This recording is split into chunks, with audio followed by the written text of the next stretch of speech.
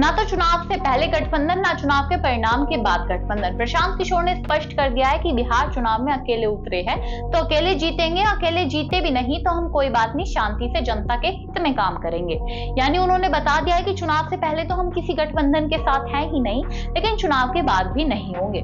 जन स्वराज पार्टी के संस्थापक प्रशांत किशोर द्वारा एक इंटरव्यू में साफ तौर पर खुलासा किया गया है, जब उनसे पूछा जाता है कि अगर जन स्वराज पार्टी किंग मेकर के रूप में उभर कर आती है कि आपकी पार्टी के बिना हम जीत ही नहीं सकते, आपकी पार्टी तय करेगी कि कौन से गठबंधन की सरकार बननी है। तो इस पर प्रशांत किशोर साफ तौर पर कहते नजर आते हैं कि हम इस पार और उस पार की राजनीति नहीं करते। अगर जनता हमें जनादेश नहीं देती तो हम अपना काम जारी रखेंगे। मैं आपको लिखित रूप में दे सकता हूं, ना तो चुनाव से पहले गठबंधन और ना ही चुनाव के बाद गठबंधन। यानी कि प्रशांत किशोर ने स्पष्ट कर दिया कि गठबंधन तो कोई भी हो, हम जाएंगे ही नहीं, चाहे चुनाव में हारे जीते कुछ भी हो।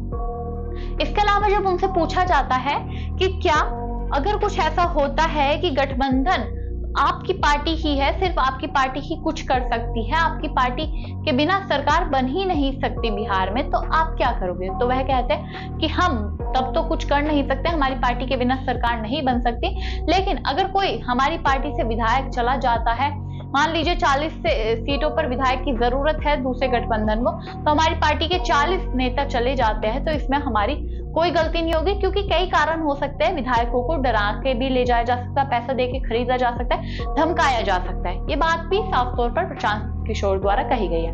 दोस्तों, अब सवाल ये उठता है कि जिस तरीके की बात प्रशांत किशोर द्वारा कही गई कि बिहार में अगर हमारी पार्टी किंग मेकर के रूप में उभर कर आती है, ना तो हम उनकी पार्टी में जाएंगे ना किसी गठबंधन में जाएंगे, अकेले उतरे मैदान में अकेले ही जीतेंगे, अगर नहीं जीत पाए तो हम जनता के हित में काम करेंगे।